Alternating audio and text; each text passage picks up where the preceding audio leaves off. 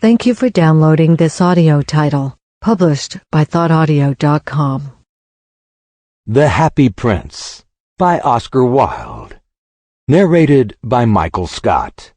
Produced by thoughtaudio.com.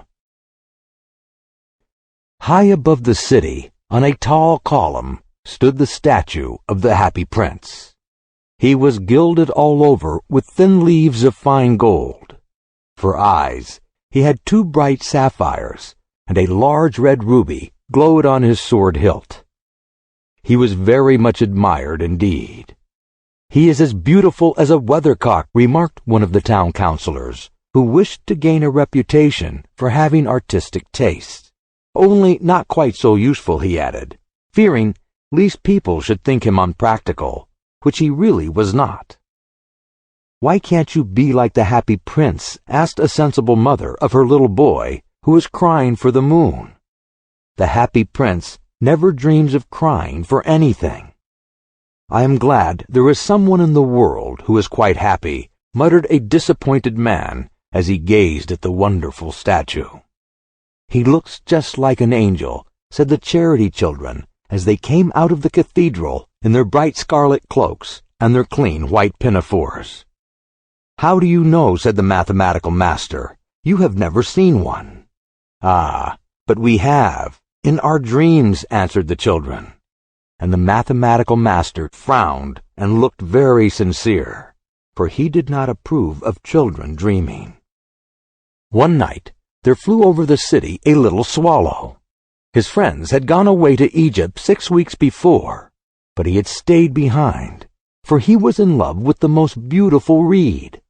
He had met her early in the spring as he was flying down the river after a big yellow moth, and had been so attracted by her slender waist that he had stopped to talk to her. "Shall I love you?" said the swallow, who liked to come to the point at once. And the reed made him a low bow. So he flew round and round her, touching the water with his wings and making silver ripples. This was his courtship, and it lasted all through the summer. "It's a ridiculous attachment," twittered the other swallows. "She has no money, and far too many relations." And indeed, the river was quite full of reeds.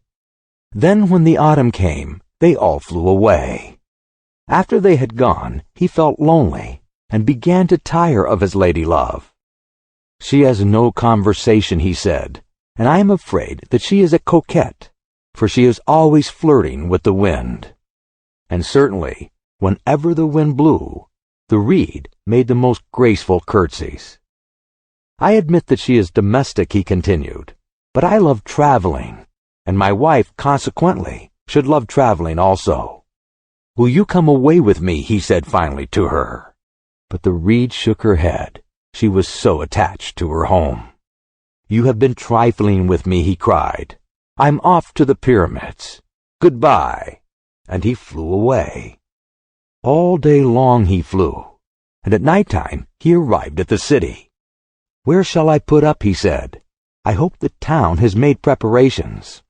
Then he saw the statue on the tall column. "I will put up there," he cried. "It is a fine position, with plenty of fresh air." So he alighted just between the feet of the Happy Prince. "I have a golden bedroom," he said softly to himself as he looked around, and he prepared to go to sleep.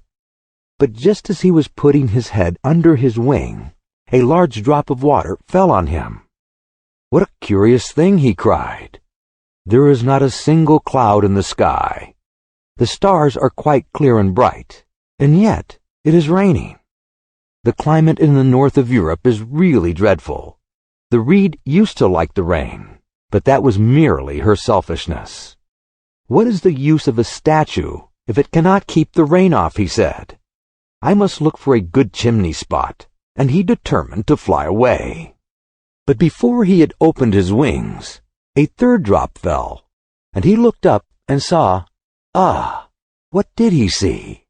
The eyes of the Happy Prince were filled with tears, and tears were running down his golden cheeks. His face was so beautiful in the moonlight that the little swallow was filled with pity. "Who are you?" he said. I am the happy prince." "Why are you weeping then?" asked the swallow. "You have quite drenched me." "When I was alive and had a human heart," answered the statue, "I did not know what tears were, for I lived in the palace of Sansuki, where sorrow is not allowed to enter. In the daytime, I played with my companions in the garden, and in the evening, I led the dance in the great hall. Round the garden ran a very lofty wall, but I never cared to ask what lay beyond it. Everything about me was so beautiful. My courtiers called me the happy prince, and happy indeed I was, if pleasure be happiness. So I lived, and so I died. And now that I am dead, they have set me up here so high that I can see all the ugliness and all the misery of my city. And though my heart is made of lead, yet I cannot choose but weep." "What? Is he not solid gold?" said the swallow to himself. He was too polite to make any personal remarks out loud. "Far away," continued the statue in a low musical voice, "far away, in a little street, there is a poor house. One of the windows is open, and through it I can see a woman seated at a table. Her face is thin and worn, and she has coarse red hands, all pricked by the needle, for she is a seamstress. She is embroidering passion flowers on a satin gown for the loveliest of the queen's maids of honor to wear at the next court ball. In a bed in the corner of her room, her little boy is lying ill. He has a fever and is asking for oranges. His mother has nothing to give him but river water, so he is crying. Swallow, swallow, little swallow, will you not bring her the ruby out of my sword hilt? My feet are fastened to this pedestal, and I cannot move." "I am waited for in Egypt," said the swallow. "My friends are flying up and down the Nile and talking to the large lotus flowers. Soon they will go to sleep in the tomb of the great king. The king is there himself in his painted coffin. He is wrapped in yellow linen and embalmed with spices. Round his neck is a chain of pale green jade, and his hands are like withered leaves." "Swallow, swallow, little swallow," said the prince, "will you not stay with me for one night and be my messenger? The boy is so thirsty and the mother so sad." "I don't think I like boys," answered the swallow. "Last summer, when I was staying on the river, there were 2 rude boys, the miller's sons, who were always throwing stones at me. They never hit me, of course. We swallows fly far too well for that. And besides, I come of a family famous for its agility. But still, it was a mark of disrespect." But the happy prince looked so sad that the little swallow was sorry. "It is very cold here," he said, "but I will stay with you for one night and be your messenger." "Thank you, little swallow," said the prince. So the swallow picked out the great ruby from the princess's sword and flew away with it in his beak over the roofs of the town. He passed by the cathedral tower, where the white marble angels were sculptured. He passed by the palace and heard the sound of dancing. A beautiful girl came out on the balcony with her lover. "How wonderful the stars are," he said to her, "and how wonderful is the power of love." "I hope my dress will be ready in time for the state ball," she answered. "I have ordered passion flowers to be embroidered on it, but the seamstresses are so lazy." He passed over the river and saw the lanterns hanging to the masts of the ship. He passed over the ghetto and saw the old Jews bargaining with each other and weighing out money in copper scales. At last he came to the poor house and looked in. The boy was tossing feverishly on his bed, and the mother had fallen asleep. She was so tired. In he hopped and laid the great ruby on the table besides the woman's thimble. Then he flew gently round the bed, fanning the boy's forehead with his wings. "How cool I feel," said the boy. "I must be getting better," and he sank into a delicious slumber. Then the swallow flew back to the happy prince and told him what he had done. "It is curious," he remarked, "but I feel quite warm now, although it is so cold." "That is because you have done a good action," said the prince. And the little swallow began to think, and then he fell asleep. Thinking always made him sleepy. When day broke, he flew down to the river and had a bath. "What a remarkable phenomenon," said the professor of ornithology, as he was passing over the bridge. "A swallow in winter." And he wrote a long letter about it to the local newspaper. Everyone quoted it. It was full of so many words that they could not understand. "Tonight I go to Egypt," said the swallow, and he was in high spirits at the prospect. He visited all the public monuments and sat a long time on top of the church steeple. Wherever he went, the sparrows chirped and said to each other, "What a distinguished stranger." So he enjoyed himself very much. When the moon rose, he flew back to the happy prince. "Have you any commissions for Egypt?" he cried. "I am just starting." "Swallow, swallow, little swallow," said the prince, "will you not stay with me one night longer?" "I am waited for in Egypt," answered the swallow. "Tomorrow my friends will fly up to the second cataract. The river horse couches there among the bulrushes, and on a great granite throne sits the god Menon. All night long he watches the stars, and when the morning star shines, he utters one cry of joy, and then he is silent. At noon, the yellow lions come down to the water's edge to drink. They have eyes like green beryls, and their roar is louder than the roar of the cataract." "Swallow, swallow, little swallow," said the prince. "Far away, across the city, I see a young man in a garret. He is leaning over a desk covered with papers, and in a tumbler by his side there is a bunch of withered violets. His hair is brown and crisp, and his lips are red as a pomegranate, and he has large and dreamy eyes. He is trying to finish a play for the director of the theater, but he is too cold to write any more. There is no fire in the grate, and hunger has made him faint.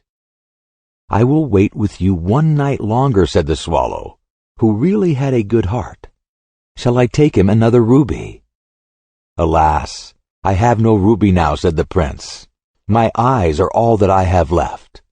They are made of rare sapphires, which were brought out of India 1,000 years ago. Pluck out one of them and take it to him. He will sell it to the jeweler and buy food and firewood and finish his play." "Dear prince," said the swallow, "I cannot do that," and he began to weep. "Swallow, swallow, little swallow," said the prince, "do as I command you." So the swallow plucked out the prince's eye and flew away to the student's garret. It was easy enough to get in, as there was a hole in the roof. Through this he darted and came into the room. The young man had his head buried in his hands, so he did not hear the flutter of the bird's wings. And when he looked up, he found the beautiful sapphire lying on the withered violets. "I am beginning to be appreciated," he cried. "This is from some greater admirer. Now I can finish my play," and he looked quite happy. The next day, the swallow flew down to the harbor. He sat on the mast of a large vessel and watched the sailors hauling big chests out of the hold with ropes. "Heave ahoy!" they shouted as each chest came up. "I am going to Egypt," cried the swallow. But nobody minded, and when the moon rose, he flew back to the happy prince. "I am come to bid you goodbye," he cried. "Swallow, swallow, little swallow," said the prince, "will you not stay with me one night longer?" "It is winter," answered the swallow, "and the chill snow will soon be here. In Egypt, the sun is warm on the green palm trees, and the crocodiles lie in the mud and look lazily about them. My companions are building a nest in the temple of Baalbec, and the pink and white doves are watching them and cooing to each other. Dear prince, I must leave you, but I will never forget you. And next spring I will bring you back 2 beautiful jewels in place of those you have given away. The ruby shall be redder than a red rose, and the sapphire shall be as blue as the great sea." "In the square below," said the happy prince, "there stands a little match girl. She has let her matches fall in the gutter, and they are all spoiled. Her father will beat her if she does not bring home some money, and she is crying. She has no shoes or stockings, and her little head is bare. Pluck out my other eye and give it to her, and her father will not beat her. I will stay with you one night longer," said the swallow, "but I cannot pluck out your eye. You would be quite blind then." "Swallow, swallow, little swallow," said the prince, "do as I command you." So he plucked out the prince's other eye and darted down with it. He swooped past the match girl and slipped the jewel into the palm of her hand. "What a lovely bit of glass," cried the little girl, and she ran home laughing. Then the swallow came back to the prince. "You are blind now," he said, "so I will stay with you always." "No, little swallow," said the poor prince, "you must go away to Egypt." "I will stay with you always," said the swallow, and he slept at the prince's feet. All the next day he sat on the prince's shoulder and told him stories of what he had seen in strange lands. He told him of the red abysses, who stand in long rows on the banks of the Nile and catch goldfish in their beaks, of the Sphinx, who is as old as the world itself and lives in the desert and knows everything, of the merchants who walk slowly by the side of their camels and carry amber beads in their hands, of the king of the mountains of the moon, who is as black as ebony and worships a large crystal, of the green great snake that sleeps in a palm tree and has 20 priests to feed it with honey cakes, and of the pygmies who sail over a big lake on large flat leaves and are always at war with the butterflies. "Dear little swallow," said the prince, "you tell me of marvelous things, but more marvelous than anything is the suffering of men and of women. There is no mystery so great as misery. Fly over my city, little swallow, and tell me what you see there." So the swallow flew over the great city and saw the rich making merry in their beautiful houses, while the beggars were sitting at the gates. He flew into dark lanes and saw the white faces of starving children looking out listlessly at the black streets. Under the archway of a bridge, 2 little boys were lying in one another's arms to try and keep themselves warm. "How hungry we are," they said. "You must not lie here," shouted the watchman, and they wandered out into the rain. Then he flew back and told the prince what he had seen. "I am covered with fine gold," said the prince. "You must take it off leaf by leaf and give it to my poor. The living always think that gold can make them happy." Leaf after leaf of the fine gold the swallow picked off, till the happy prince looked quite dull and gray. Leaf after leaf of the fine gold he brought to the poor, and the children's faces grew rosier, and they laughed and played games in the street. "We have bread now," they cried. Then the snow came, and after the snow came the frost. The streets looked as if they were made of silver, they were so bright and glistening. Long icicles, like crystal daggers, hung down from the eaves of the houses.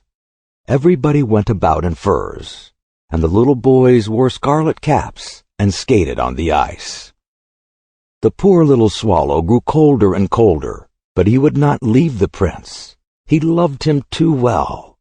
He picked up crumbs outside the baker's door when the baker was not looking, and tried to keep himself warm by flapping his wings. But at last he knew that he was going to die. He had just strength to fly up to the prince's shoulder once more. "Goodbye, dear prince," he murmured. "Will you let me kiss your hand?" "I am glad that you are going to Egypt at last, little swallow," said the prince. "You have stayed too long here, but you must kiss me on the lips, for I love you." "It is not to Egypt that I am going," said the swallow. "I am going to the house of death. Death is the brother of sleep, is he not?" And he kissed the happy prince on the lips and fell down dead at his feet.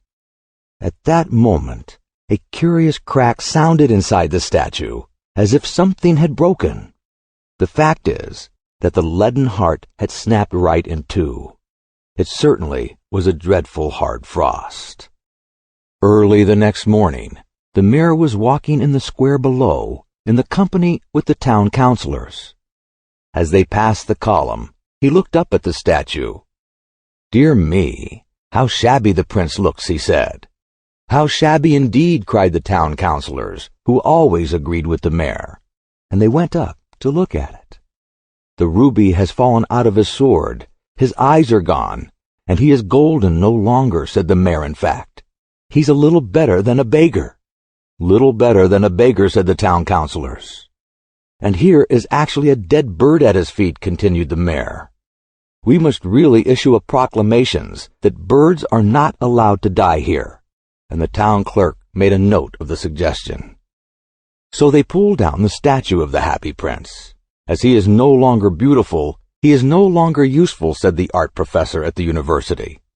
Then they melted the statue in a furnace, and the mayor held a meeting of the corporation to decide what was to be done with the metal. "We must have another statue, of course," he said, "and it shall be a statue of myself." "Of myself," said each of the town councilors, and they quarreled.